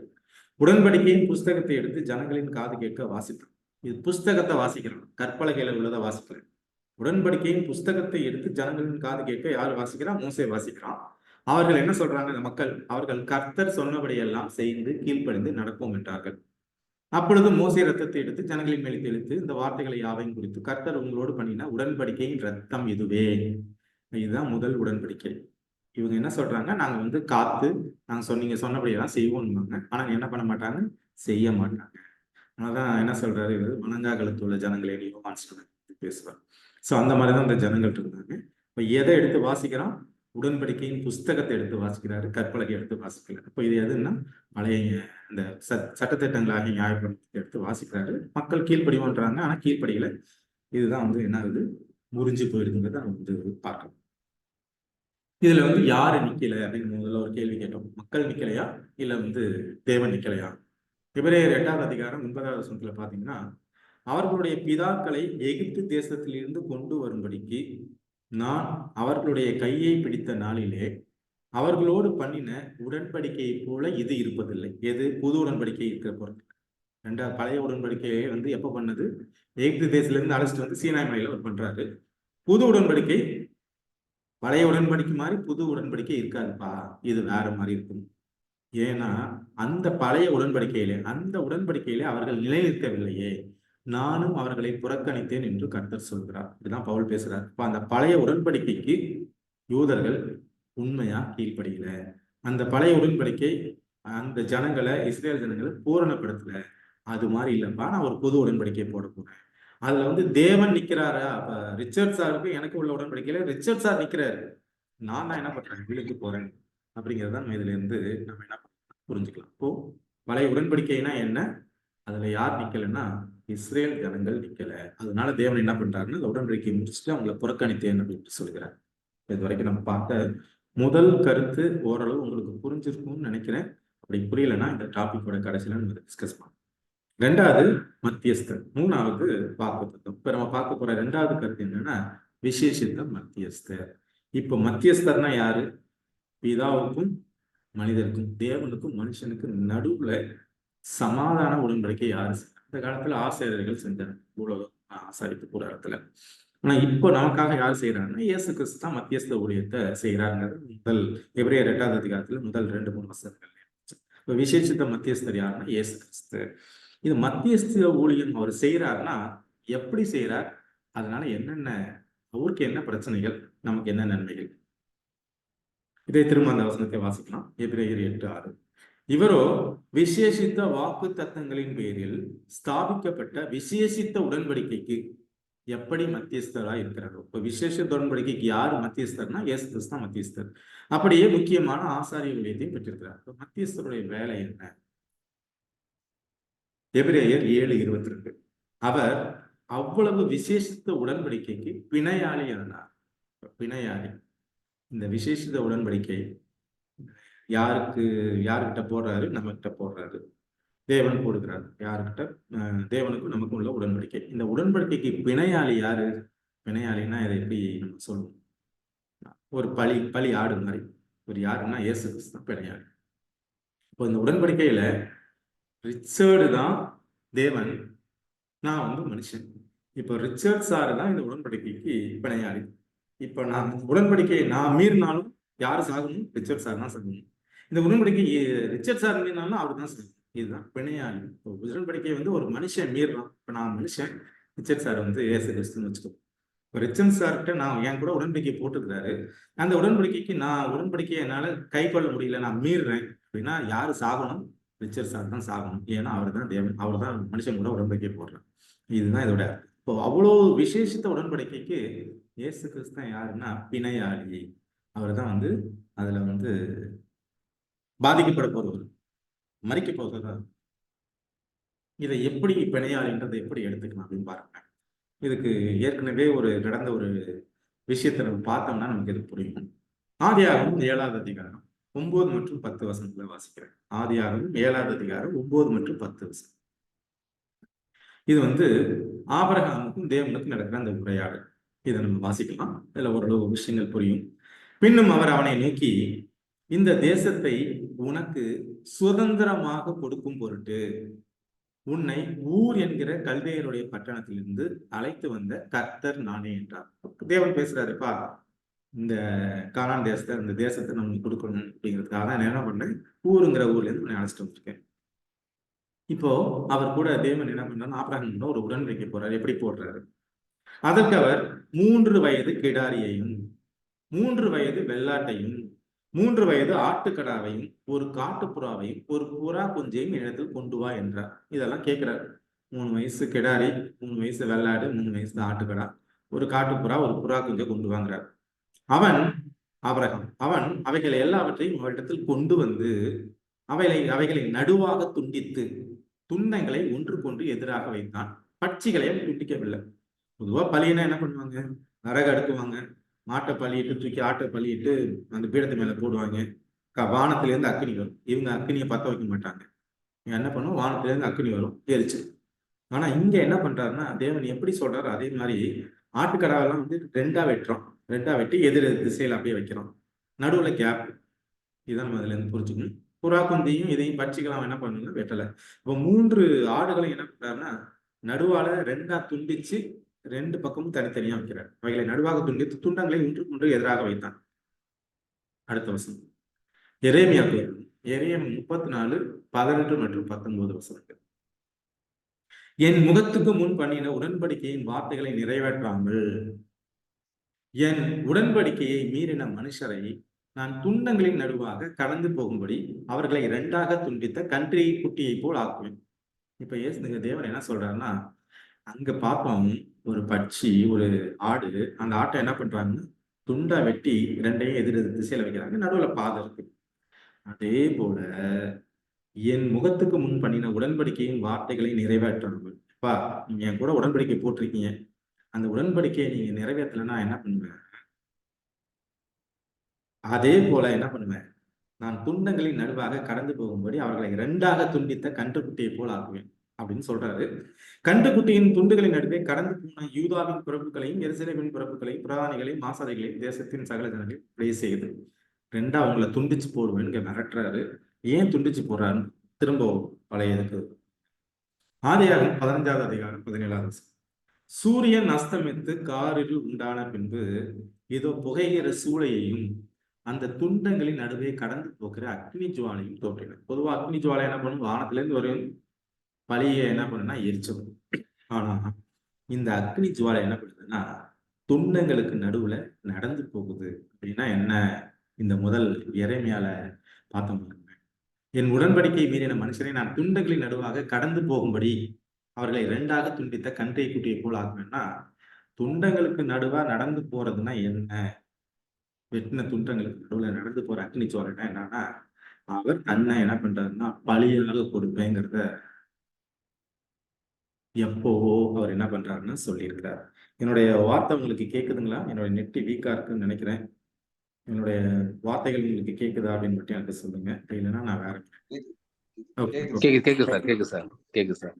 இப்போ இங்க என்ன சொல்ல வர்றாரு, சூரியன் அஸ்தமித்து காரில் உண்டான பின்பு இதோ புகைகிற சூளையையும் அந்த துண்டங்களின் நடுவே நடந்து போகிற கடந்து போகிற அக்னி ஜுவாலைன்னா யாருன்னா தேவன் அதுக்குள்ள நடந்து போறாரு. அப்படின்னா என்னன்னா, அப்ப ஆபிரகாம், இந்த உடன்படிக்கைய நீ மீறினாலும் நான் தான் என்ன உனக்காக இதான் இதோட அர்த்தம் என்னன்னா, இந்த உடன்படிக்கையை யாரு மீறினாலும், நான் மீறினாலும், இப்போ பொதுவாகவே உடன்படிக்கை போடுறவங்க யாரு மீறினாங்களோ அவங்க தானே இந்த பிரச்சனை, அவங்களுக்கு தான் பிரச்சனை.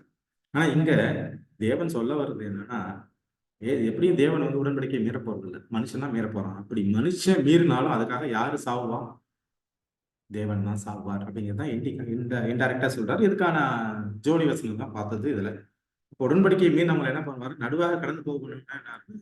ஒண்ணும் இல்லாம ஆக்குவேன், சாகடிப்பேன் அப்படிம்பாரு. அப்ப அதே போல அவர் கடந்து போறாருன்னா என்ன அர்த்தம்? அவர் சாக போவாரு. என்ன புரிஞ்சுக்கிற விஷயம். எபிரேயர் 8வது அதிகாரம் 3வது வசனம். அப்போ ஒவ்வொரு பிரதான ஆசாரியனும் காணிக்கைகளையும் பலிகளையும் செலுத்தும்படிக்கு நியமிக்கப்படுகிறான். ஆதலால் செலுத்தும்படிக்கு ஏதோ ஒன்று இவருக்கும் அவசியம் வேண்டியதா இருக்கிறது. இப்போ எதற்காக ஒரு பிரதான ஆசாரியருக்காக ஒருத்தர் நியமிக்கப்படுகிறார்னா, அவர் வந்து காணிக்கையும் பலியையும் செலுத்துறதுக்காக. அப்போ இவர் எதற்காக பிரதான ஆசிரியரா போறாருன்னா, இவரும் ஒரு விஷயத்தை செஞ்சாதான் மத்தியஸ்த ஊழியத்தை செய்ய முடியும். தேவனுடைய கோபத்துக்கு முன்பாக, தேவனுடைய பார்வைக்கு முன்பாக நம்மளை வந்து சமாதானப்படுத்தணும்னா என்ன பண்ணணும்? அவர் வந்து இறக்கணும். அதனாலதான் என்ன பண்றாரு? அவர் வந்து பிரதான ஆசிரியராக நியமிக்கப்பட்டு எப்படி தன்னையே பலியாக கொடுத்து நமக்காக அவரை பரிந்து பேசிக்கிட்டு இருக்கிறார் அப்படிங்கிறதான் இருந்து எபிரேயர் 7:27. அவர் பிரதான ஆசாரியர்களைப் போல முன்பு சொந்த பாவங்களுக்காகவும் பின்பு ஜனங்களுடைய பாவங்களுக்காகவும் நாள்தோறும் பலியிட வேண்டியதில்லை. ஏன்னா இங்க பூலோகத்துல உள்ள ஆசாரியர்கள் யாருதான்? மனிதர்கள் தான். அவர்களும் யாருதான்? பாவிகள் தான். அப்போ அவர்கள் போய் தேவனுக்கு முன்பாக போய் நடுவுல நின்று ஒண்ணுமே பாவம் செய்யாதவங்க மாதிரி, ஆண்டவரே இவங்க பாவத்தை மன்னிங்க அப்படின்னு என்ன பண்ண முடியாது? சொல்ல முடியாது. இப்போ ஒரு பாஸ்டர் இருக்காரு, அவர் போய் எனக்காக பாவ மன்னிப்பு கேட்க முடியுமா? ஆனா முதல்ல அவர் பாவ மன்னிப்பு வாங்கினாதான் எனக்கு பாவ மன்னிப்பு கேட்க முடியும். அதே போலதான் பிரதான ஆசாரியர்கள் உலகத்துல இருந்தவங்க, லிட்டரலா ஆசாரிப்பு கொடுத்த வேலை செஞ்சவங்க வந்து என்ன பண்ணுவாங்க? முதல்ல அவங்க சொந்த பாவங்களுக்கு மன்னிப்பு கேட்கணும். ஏன்னா அவங்களே பாவம் செய்யறாங்க. அப்புறம் தான் என்ன பண்ணணும்? அவங்க நம்மளுடைய பாவத்துக்காக என்ன பண்ணணும்? பலியிட போகணும். உங்க பாவத்தை வச்சுக்கிட்டு அவங்க போய் பலியிட்டா கடவுளை ஏத்துப்பாருன்னா ஏத்துக்க முடியாது. ஏன்னா பரிசுத்தம் இல்லாமல் ஒருவன் தேவனை தரிசிக்க முடியாது. அப்ப முதல்ல என்ன பண்ணணும்? அவங்களுக்காக அவங்க பாவத்துக்காக ஆட்டை பலிக்கிட்டு தான் என்ன பண்ணணும்? ஜனங்களுக்காக பலியிடணும். அதனாலதான் காலையில போனோம்னு என்ன பண்ணணும்? ஒரு ஆட்டை பலியிடும். இவரு ஏனெனில் நம்மை தாமே பலியிட்டதுனாலே ஒரே தரம் செய்து முடித்தார். ஆனா இவரு பாவம் இல்லாம தன்னை முழுமையாக ஒப்படைச்சு என்ன பண்றாருன்னா, ஒரே ஒரு தரம் அவருக்கு தன்னையே பலியிட்டதுனால என்ன பண்றாரு? தேவனுக்கு மத்தியஸ்த ஊழியத்தை செய்தார். இவர் பிரதான ஆசாரிகளை போல முன்பு சொந்த பாவங்களுக்காகவும் பின்பு ஜனங்களுடைய பாவங்களுக்காகவும் நாள்தோறும் பலியிட வேண்டியதில்லை. ஏனெனில் நம்மை தாமே பலியிட்டதுனாலே ஒரே தரம் செய்து முடித்தார். ஒரு பாவம் எல்லாம் என்ன பண்றாருன்னு நமக்காக என்ன பண்றாரு? பலியாகிறார். தான் இந்த வசனத்துடைய அர்த்தம். அப்போ இயேசு கிறிஸ்து தான் என்ன பண்றாருன்னா மத்தியஸ்த ஊழியத்தை செய்யறாரு. இப்போ மத்தியஸ்த ஊழியம் செய்யறவங்க யாரு? அவங்க தான் பிரதான ஆசிரியர்கள். நமக்காக பாவ மன்னிப்பு தேவன்கிட்ட போய் கேட்கிறவங்க. ஏன்னா தேவன் அதற்காக தான் ஒரு சிஸ்டத்தை ஏற்படுத்துறாரு. உலகத்துல எதற்காக ஒரு ஆசரிப்பு கூடாரத்தை உருவாக்கி அதுல போய் பலி முறைகள் இத்தனை 7 அவங்களுக்கான 7 திருவிழாக்கள், இதை பண்ணு அதை பண்ணு, டெய்லி ஒரு ஆடு படிச்சோம்னா ஒரே கன்ஃபியூசிங்கா இருக்கும். ஆனா இது வந்து பரலோகத்துல இருக்கிற அந்த ஃபார்மாலிட்டிய, அங்க நடக்கிற அந்த உண்மையான விஷயத்த இங்க வந்து சிம்பாலிக்கா செய்யறாரு. அப்படி செய்யும் பொழுது இங்க உள்ள மனிதர்கள் அதை காலப்போக்கில் அதை உண்மையா புரிஞ்சுக்கிட்டு கீழ்ப்படிந்தவங்களும் இருக்கிறாங்க. ஆனா மெஜாரிட்டியான பேர் என்ன பண்றாங்கன்னா அதை உண்மையா கீழ்ப்படிந்து புரிஞ்சுக்காம ஏதோ போறோம். இப்ப நம்ம போய் டெய்லி கடவுளுக்கு காணிக்கை கொடுக்குற மாதிரி அந்த மாதிரி ஒரு நம்ம குடும்பம்லாம் அவ்வளவு சுத்தமாக இருக்கணும். அந்த மாதிரி தான் அவர்கள் அந்த காலத்துல இருந்திருக்காங்க. அதனுடைய உண்மையான பொருள் அவங்க புரிஞ்சுக்காதனால தான் என்ன சொல்றாருன்னா, இந்த பலிகள் முறைமைகள் இந்த நியாயப்பிரமாணம் என்ன பண்ணுது? மனிதனை பூரணமாக்குறேன்னா ஒவ்வொரு நிலைக்கும் கீழ்ப்படுதல். சரி, அடுத்தது 3வது விசேஷித்த வாக்குத்தத்தம். திரும்பவும் அந்த எபிரேயர் 8:6 வருவோம். எபிரேயர் 8:6. இவரோ விசேஷித்த வாக்கு தத்தங்களின் பேரில் ஸ்தாபிக்கப்பட்ட விசேஷித்த உடன்படிக்கைக்கு எப்படி மத்தியஸ்தராய் இருக்கிறாரோ அப்படியே முக்கியமான ஆசாரிய ஊழியத்தை பெற்றிருக்கிறார். இப்ப விசேஷித்த வாக்கு தத்தம்னா இப்ப பழைய உடன்படிக்கை என்ன பண்றாருன்னா தேவன் முடிச்சு போட்டுட்டு ஒரு புது உடன்படிக்கையை தேவன் கூட போடுறாரு. அந்த புது உடன்படிக்கையில ஒரு வாக்கு தத்தத்தை கொடுக்குறாரு. அது என்ன வாக்கு தத்தம் பார்க்க திரும்ப எபிரேயர் 8வது அதிகாரம் 7-9. அந்த முதலாம் உடன்படிக்கை பிழைத்திருந்ததானால் இரண்டாம் உடன்படிக்கைக்கு இடம் பெற வேண்டியது இல்லையே. இப்போ முதல் உடன்படிக்கை இருந்துச்சு அப்படியே நிலையா இருந்துச்சுன்னா இரண்டாவது உடன்படிக்கை அவசியமே இல்லை. முதலாம் உடன்படிக்கை பிழைத்திருந்ததானா இரண்டாம் உடன்படிக்கைக்கு இடம் தேட வேண்டுவதில்லையே. ஏன்னா அது முடிஞ்சு போச்சு, முடிச்சுட்டார் கடவுள். அவர்களை குற்றப்படுத்தி அவர்களை நோக்கி இதோ கர்த்தர் சொல்லுகிறது என்னவெனில், இஸ்ரேல் குடும்பத்தோடும் யூதா குடும்பத்தோடும் நான் புது உடன்படிக்கையை ஏற்படுத்தும் காலம் வருகிறது. இப்போ என்ன சொல்றாரு தேவன், நான் இஸ்ரேல் குடும்பத்தோடும் யூதா குடும்பத்தோடும் புது உடன்படிக்கை பண்ண போறேன். இப்போ இஸ்ரேல் குடும்பம் யூதா குடும்பம்னா உடனே நம்ம லிட்டரலா அப்ப உள்ள இஸ்ரேலர்கள் அப்படின்னா கிடையாது. பவுல் ஊழியத்துக்கு வரும்போது இஸ்ரேலோட கணக்கெல்லாம் முடிஞ்சு போச்சு. யூதர்களுடைய கணக்கு முடிச்சுட்டு என்ன பண்றாரு, புறஜாதிகள்கிட்ட விட்டார். புறஜாதிகள்கிட்ட தான் அதை பத்தி பேசுறாரு. இப்போ இஸ்ரேல் கோத்திரங்கிற இஸ்ரேல் குடும்பங்கிறதே கிடையாது. ஏன்னா அது சாலமோனுடைய பையன் ரெகபயாம் காலத்திலேயே இஸ்ரேல் தனியா வெட்டப்படுது. அவர்கள் என்ன பண்றாங்க, இப்போ இஸ்ரேலோட கிளக்குறாங்க. அந்த கோத்திரமே அந்த 11 கோத்திரமே இல்லாம போயிடுது. இப்ப இருக்கிறது எதுனா யூதா கோத்திரம். இப்போ யூதா கோத்திரம் இஸ்ரேல் கோத்திரம்னா இதை யார சொல்ல வர்றாங்கன்னா நம்மளை தான் சொல்லுவாங்க.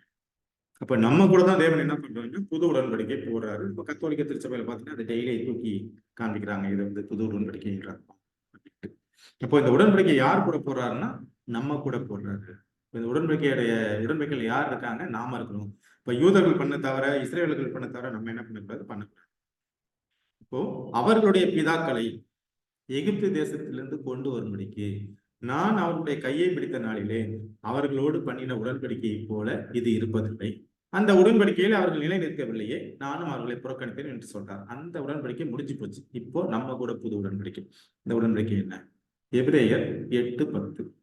அந்த நாட்களுக்கு பின்பு நான் இஸ்ரேல் குடும்பத்தாருடைய பண்ணும் உடன்படிக்கையாவது என்னுடைய பிரமாணங்களை அவருடைய மனதிலே வைத்து அவருடைய இருதயங்களில் அவைகளை எழுதுவேன்.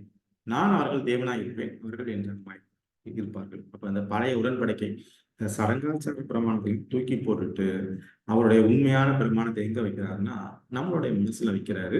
நாம என்ன பண்ணணும், அதன்படி வாழணும். நான் அவர்கள் தேவனாய் இருப்பேன், அவர்கள் ஜனமாய் இருப்பார்கள். இப்ப இந்த புது உடன்படிக்கைக்குள்ள இருக்கிற நாம என்ன பண்ணணும்னா அவருடைய பிரமாணங்களை கடைபிடிக்கணுங்கிறது தான் இதிலிருந்து புரிஞ்சுக்கிறது. சரிங்க, என்ன அவர் வாக்குத்தத்தம் கொடுக்கிறாரு? எசேக்கியேல் 36:7. உங்களுக்கு நவமான இருதயத்தை கொடுத்து, உங்களுக்கு என்ன பண்றோம், பழைய இருதயத்தை. நான் ஒரு வாழ்க்கை முறைக்குள்ள இருந்தேன், ஒரு பாவ வாழ்க்கையில இருந்தேன், குடிச்சுக்கிட்டு கூத்தடிச்சுக்கிட்டு சிகரெட் பிடிச்சுக்கிட்டு அங்க இங்கேயும் பொறுக்கித்தனமா சுத்திக்கிட்டு ஒரு கடவுளை தேடாம ஒரு மட்டமான ஒரு வாழ்க்கை முறைக்குள்ள நான் இருந்தேன்.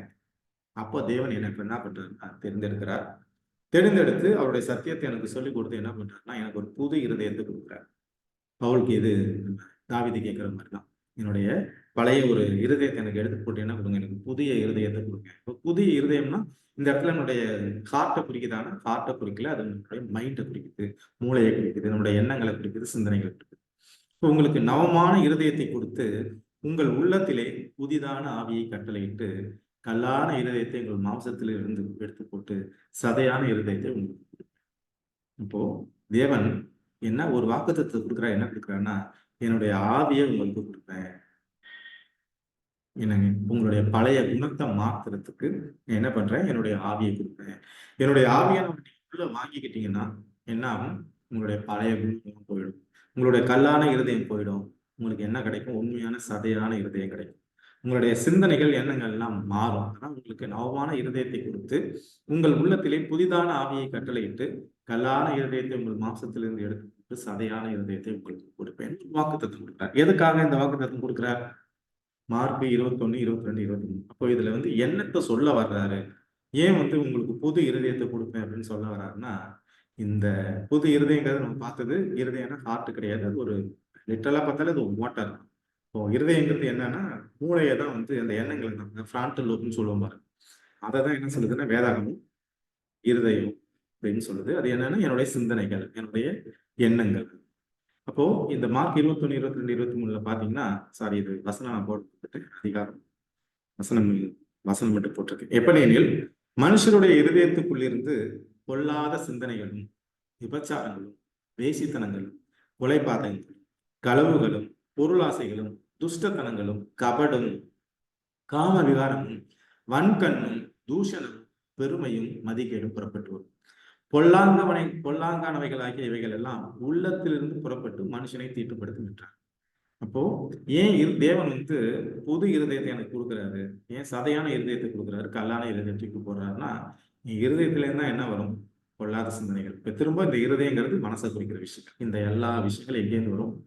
என்னுடைய சிந்தனைகள் இருந்து, என்னுடைய மூளையில் இருந்து தான், என்னுடைய எண்ணங்கள் இருந்தா. இப்போ இதுதான் என்ன பண்றாரு? தேவன் மாத்துறாரு. மொபைல் போன் இருக்கு, அதுல கண்ட விஷயங்கள் உள்ள இருக்கு. அப்போ போய் நம்ம ஓஎஸ் மாத்துறோம், ஆப்ரேட்டிங் சிஸ்டத்தை மாத்துறோம். மாற்றும்போது என்ன ஆகுது? புது போன் ஆயிடுது. அது போல என்னுடைய எண்ணங்கள் சிந்தனைகளை தேவன் மாற்றி எனக்கு புதுசா ஆவியை கொடுக்குறாருன்னு, ஆவியானவரை நான் ஏத்துக்கிறேன் அப்படின்னா என்ன ஆகும்? நான் வந்து புது மனிதனாக மாறுவேன். எதற்காக எனக்கு ஆவியானவர்? எசேக்கியேல் 36:27 உங்கள் உள்ளத்திலே என் ஆவியை வைத்து உங்களை என் கட்டளைகளில் நடக்கவும் என் நியாயங்களை கைக்கொள்ளவும் வகையின்படி செய்யவும். இப்போ தேவன் எதற்காக எனக்கு ஆவியானவரை கொடுக்கிறாருன்னா 36:26 வச்சோம், 27 வச்சோம். எதற்காக ஆவியானவரை கொடுக்கிறாருன்னா அவருடைய கட்டளைகளில் நடக்கும் நியாயங்களை கைக்கொள்ளும். அதுக்காக தான் என்ன பண்றாருன்னா தேவன் இந்த வாக்கு தத்துவத்தை நமக்கு கொடுக்கிறாருங்கிறத வசனம். கடைசியாக ஒரு வசனம், லூக்கா 11:13 பொல்லாதவர்களாகிய நீங்கள் உங்கள் பிள்ளைகளுக்கு நல்ல ஈவுகளை கொடுக்க அறிந்திருக்கும் போது பரம பிதாவானவர் தம்மிடத்தில் வேண்டிக் கொள்கிறவர்களுக்கு பரிசுத்த ஆவியை கொடுப்பது அதிக நிச்சயம் அல்லவா? இப்போ நம்ம எதற்காக தான் ஜெபம் பண்ணணும்னு தேவன் சொல்றாருன்னா, என்னுடைய உலக காரியங்களுக்காக, உலக தேவைகளுக்காக அப்படிங்கிறத விட எதற்காக நம்ம ஜெபம் பண்ணணும்னா ஆவியானவருக்காக ஜெபம். ஆவியானவருடைய உள்ளத்துல வர்றது எதற்காக? நாம் தேவனுடைய கட்டளைகளையும் கற்பனைகளையும் பிரமாணங்களையும் நியாயங்களையும் கை கொள்வதற்காக தேவன் ஆவியானவர்கிட்ட கொடுக்கிறார். அப்படின்னா இது என்ன இன்டெரக்டா சொல்ல வரேன்னா, பாவம் செய்யாம இருக்கிறது தான் ஆவியானவர் கொடுக்கிறார். சோ தேவனோட நான் பாவம் செய்யாம இருக்கணும், தேவனுடைய ஊழியத்தை செய்யணும். இந்த 2 காரணத்துக்காக தேவன் எனக்கு யாரை கொடுக்கிறார்?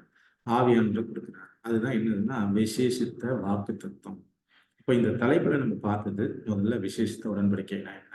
எந்த விசேஷித்த உடன்படிக்கைனா புது உடன்படிக்கை. ஏன் பழைய உடன்படிக்கையை அவர் முறிக்கிறார்? என்ன காரணத்தினால முறிக்கிறார்? அடுத்தது இந்த புது உடன்படிக்கைக்கு யார் மத்தியஸ்தர்? பழைய உடன்படிக்கைக்கு யார் மத்தியஸ்தர்னா ஆசாரியர்கள். புது உடன்படிக்கைக்கு யார் மத்தியஸ்தர்னா இயேசு கிறிஸ்து தான் மத்தியஸ்தர். அப்புறம் புதிய வாக்கு தத்துவம், விசேஷித்த வாக்கு தத்துவம். என்ன விசேஷித்த வாக்கு தத்துவம் அப்படின்னா ஆவியானவரை எனக்கு கொடுக்கிறார், அதுக்காக நான் ஜெபம் பண்ணணும். அப்படி ஆவியானவருக்குள்ள வந்தாருன்னா என்ன பண்ணும்? எதுக்காக ஆவியானவர் கொடுக்குறாருன்னு பாவம் செய்யாம இருக்கிறதுக்காக தான் எனக்கு ஆவியானவர் கொடுக்குறாரு. இதை நம்ம புரிஞ்சுக்குவோம். ஒரு நல்ல ஒரு தலைப்பு இது. இதுல ஏதாவது சந்தேகங்கள் இருந்தா டாபிக் விட முடியுது. இந்த வாய்ப்பை கொடுத்த தேவனுக்கும் இந்த காணொலியில் பங்கு பெற்றவங்கள் அனைவருக்கும் என்னுடைய நன்றியை தெரிவித்துக் கொள்கிறேன்.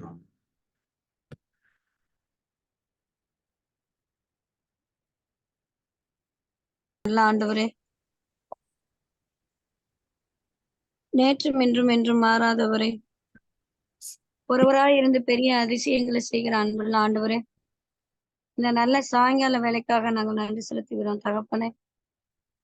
ஆண்டவரே, இந்த நாளிலும் இந்த வேலையிலும் கூட சுவாமி கர்த்தாவே, இதோ உம்முடைய சத்திய வசனத்தை குறித்து ஆண்டவரே பேசப்பட்ட ஒவ்வொரு வசனங்களும் சுவாமி எங்கள் எல்லாருடைய இதயத்திலும் ஆண்டவரே கிரியை செய்ய வேண்டுமாய் கூட கெஞ்சி செபிக்கிறோம் ஆண்டவரே. கர்த்தாவே, இதோ இன்றைய தினத்திலே ஆண்டவரே குறித்து பேசப்பட்ட உம்முடைய செய்திகள் ஆண்டவரே நான் கேட்காமல் இருந்தாலும் அடியார் ஆண்டவரே கர்த்தாவே, இதோ உம்முடைய ஊழியத்தை தாங்கி சென்று சுவாமி உம்முடைய வசனங்களை விதைத்த ஆண்டவரே அதை இந்த காணொலி வாயிலாக கேட்டுக்கொண்டிருக்கக்கூடிய ஒவ்வொரு குடும்பத்தாருக்கும் ஆண்டவரே நாங்கள் நன்றியை செலுத்துகிறோம் சுவாமி. அப்பா, இந்த நேரத்தையும் நாளையும் நீங்க குறித்து கொடுத்திருக்கீங்க. நன்றி ஆண்டவரே. கர்த்தாவே, இதோ பேசப்பட்ட காரியங்கள் ஆண்டவரே, சொல்லப்பட்ட விஷயங்கள் அத்தனை ஆண்டவரே உம்முடைய சமூகத்தில் ஆண்டவரே அதிகமாய் இட்டு சேரவும் ஆண்டவரே, உண்மை அதிகமாய் நெருங்கவும் ஆண்டவரே. அந்த சகோதரர் ஆண்டவரே வினாவை எழுப்பினார் சுவாமி, அதற்காக கூட நன்றி செலுத்துகிறோம் தகப்பனே. ஆண்டவரே, இந்த ஊழியமானது இன்னும் மேலும் மேலும் சிறக்க கர்த்தர் தாமே, பரிசுத்த ஆவியானவர் தாமே நீர் கரம் பிடித்து வழிநடத்தி செல்ல வேண்டுமாய் கூட உங்களுடைய பொற்பாதம் பணிந்து கெஞ்சி செபிக்கிறோம். இந்த ஊழியத்திலே ஆண்டவரே நீர் தலைவராக இருக்கிறீர் சுவாமி. கர்த்தாவே, இதோ உம்முடைய தாசனை இதன் மூலியமாக ஆண்டவரே நீர் சீரும் சிறப்புமாக ஆண்டவரே வழிநடத்தி செல்ல வேண்டுமாய் வேண்டிய நல்ல ஆலோசனைகளை கொடுத்த ஆண்டவரே நீங்க காத்துக்கொள்ள வேண்டுமாய் கெஞ்சி செபிக்கிறோம். எல்லாருடைய குடும்பங்களையும் ஆசீர்வதிங்க. துதிகன மகிமையாவும் உமக்கு ஏறடிக்கிறோம். அன்பர் இயேசுவின் நாமத்திலே ஜெபிக்கிறோம் நல்ல பிதாவே, ஆமென். நல்ல ஒரு ஜெபத்தை எடுத்த சகோதரியையும் அவருடைய குடும்பத்தினரையும் தேவன் ஆசீர்வதிப்பாராக. இந்த காணொலியில் பங்கு பெற்ற அனைவரையும் குடும்பத்தினரையும் தேவன் ஆசீர்வதிப்பாராக. மீண்டுமாக நம்ம அடுத்த வாரம் இன்னொரு எபிரேயர் 9வது அதிகாரத்தை நம்ம டிஸ்கஸ் பண்ணலாம். அது வரைக்கும் ஆண்டவருடைய கிருபை உங்களுக்கு